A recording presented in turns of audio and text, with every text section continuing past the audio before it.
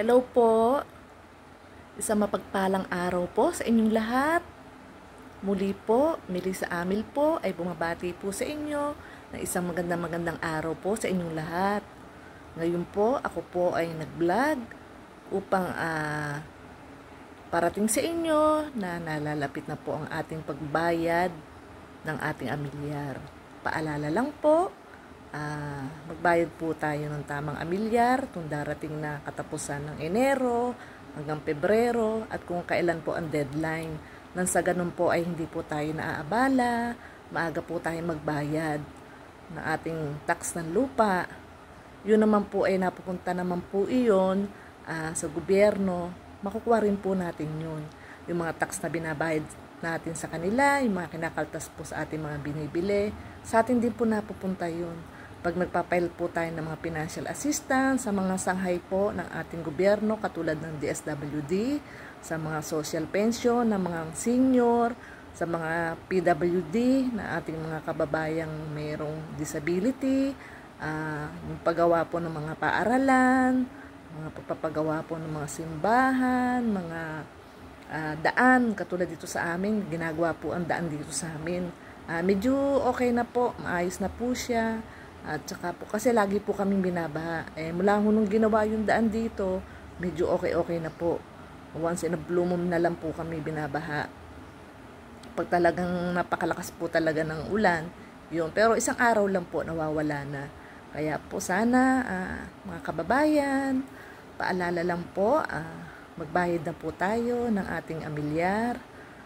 Pag-ukulan na po natin ng panahon at budget. Yearly naman po yun, isang taon, malalaman natin kung magkano po yung binayad natin noong nakarang taon, mga ganun din po siguro.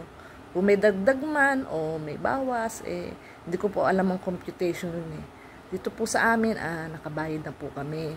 Maaga po kami para sa ganun ay hindi na po maabala, hindi na po pipili ng mahaba, at saka po wag po tayo manghinayang sa binabayad natin sa amilyar. Obligasyon po natin yun. Dahil sa atin din naman po mapupunta yun. Pag tayo po ay na-ospital, wag naman po sana.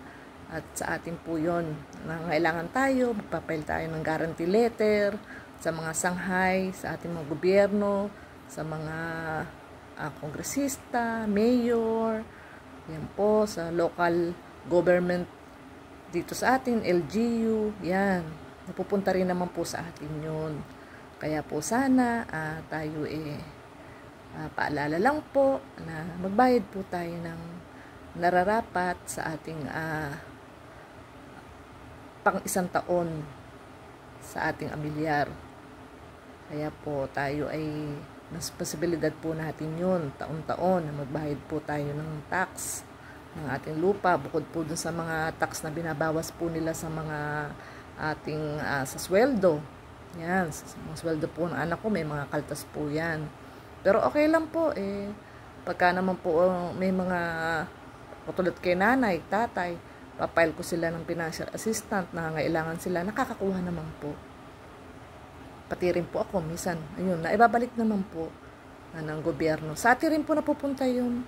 At saka sa mga pinagagawa po sa ating mga karsada, libro ng mga bata, sa mga public school, yan.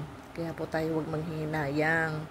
Yan po yun. At saka ang gobyerno natin ay wag, para hindi po tayo bumaksak, kailangan ang gobyerno ay ating suportahan, yung tax natin, magbigay po tayo ng tamang buwis. Yun lamang po at isang magandang araw po uli sa inyo. Muli po, ako po yung nakikiusap sa inyo, naglalambing po ng isang subscribe, like, comment po namang nagmamahalan pong comment, at isang share.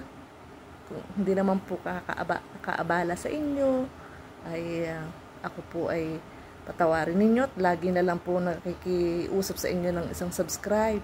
Dahil ang goal ko po talaga ng buong taon ng 2025 ay mahit ko po yung 1,000 subscribers na aking minimithi po.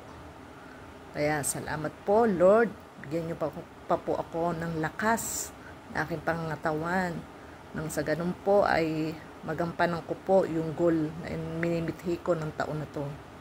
Yun lamang po at isang mapagpalang araw po muli sa inyo, Billy sa Amil YouTube channel. Thank you po. Bye-bye po. I love you all. Bye.